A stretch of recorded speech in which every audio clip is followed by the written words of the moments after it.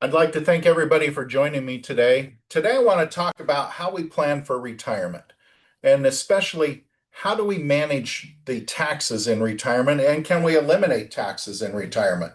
As we start looking at the tax debt, and how taxes are going to affect us in the future, let's look at the U.S. debt. Today, the U.S. national debt is $36.214 trillion dollars. Now, that's a big number, but let's also put that in comparison to the US gross domestic product, which is only $29.977 trillion dollars. So the debt now in the US has exceeded US gross domestic product. And if you look at what they're predicting, the debt to GDP ratio is expected to reach 156% by the year 2055. So as you start looking at this and the US debt, what does that mean for taxes? And if you start looking at this and put it in perspective, how do we address the debt in this nation? Well, number one, the government can spend less. And if you can quit laughing about that now and understand, the government doesn't spend less. As we see each budget come into play, it doesn't matter which party's in the White House or in controlling the government. They don't spend less. They just shift around how they're spending more money. Well, the government could raise taxes. Well, if they're not going to spend less, what's the chance that they're going to have to raise taxes? And I think most of us can understand the taxes are going to increase somehow over time. And of course, the government can artificially devalue the dollar. This is what happens in third world countries, and they devalue their currency against the dollar. Well, the chances of the US devaluing the dollar is probably slim to none. So if you start looking at these three options to address the debt, the most logical one is increase taxes. Well, ask yourself this question. If your tax rate's going to be higher in the future, why are you putting money into your 401k, IRA, 403bs, pensions plans, all of these types of investments that are built to pay the tax in the future? Yes, you get the tax deduction now, which feels good, and you put that money in there, it grows tax deferred. It's not tax free, it's tax deferred, which means when you go to access that money in the future, it's taxable. Well, if I start looking at tax diversification, and this is something that, we talk about diversifying portfolios and we talk about, how much we put in stocks and bonds and other assets. Do we ever think about how do we diversify our tax bill? Well, look at these things that are taxed today. Your savings, your checking, your business income, your wages and salary, all of these things mean that we're going to be taxed today. Now, if you're getting taxed on your business income and your wages, well, there's one way to eliminate the tax today is just don't make as much. Well, that doesn't make sense. And so there's things here that we are going to be required to pay tax on today no matter what.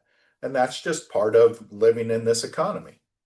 If you start looking at things that are going to be taxed tomorrow, IRAs, pension plans, annuities, yes, we get to defer that out. We don't pay the tax today. We're not going to pay the tax while that's growing. But at some point in the future, we're going to get taxed. So think about this. Every time you put money into your retirement account, you're creating a partnership with the IRS and Uncle Sam so that in the future, when you pull money out, you may have, let's say, $1 million in your retirement account.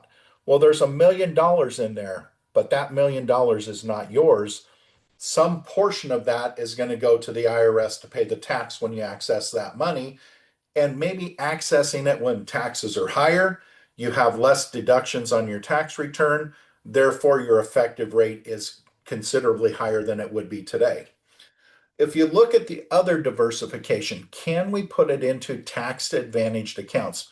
Basically, if you think about this, things that we pay tax on now, they're going to grow tax free, and we have access to those tax free later on in life.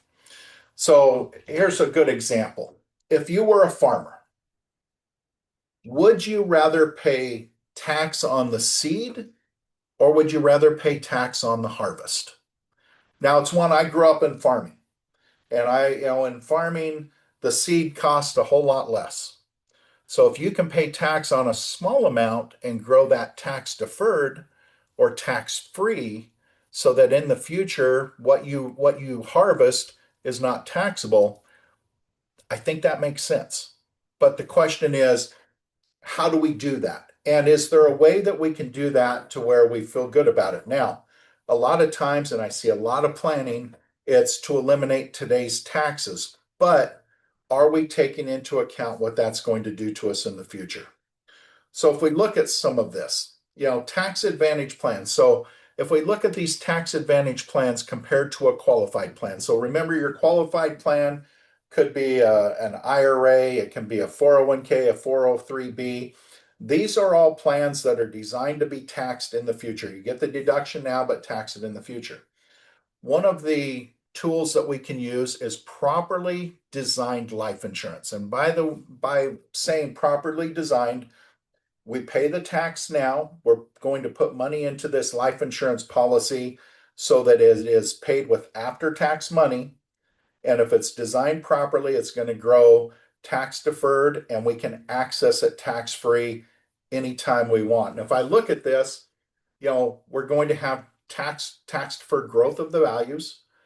What I like is there's no IRS limits on how much we can put into this plan. So if you want to put 100,000 a year, do it. If it's only 10,000 a year, do that.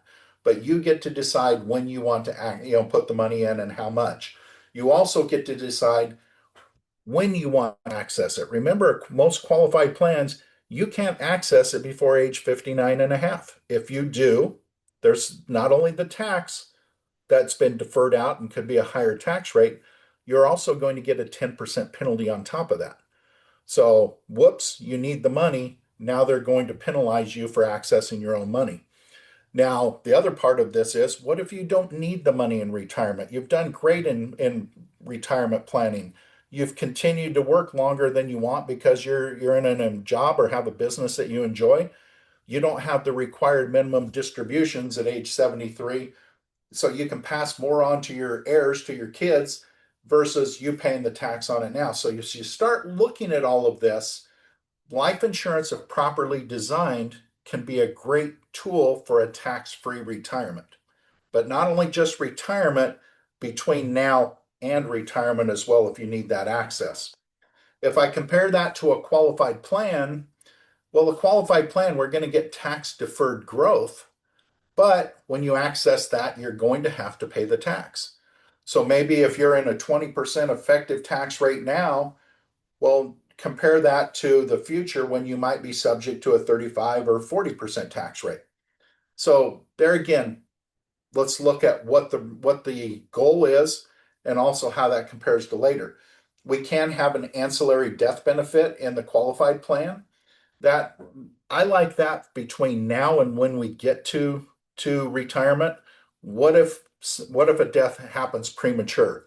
Well, in most qualified plans, well, we're going to get our investment plus a little bit of growth. Whereas that life insurance plan, we've got a death benefit that will exceed what we put in. So there again, take into account everything that it is.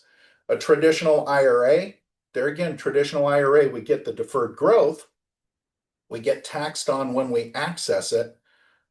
But if you look at it, there's not a lot of other check marks here.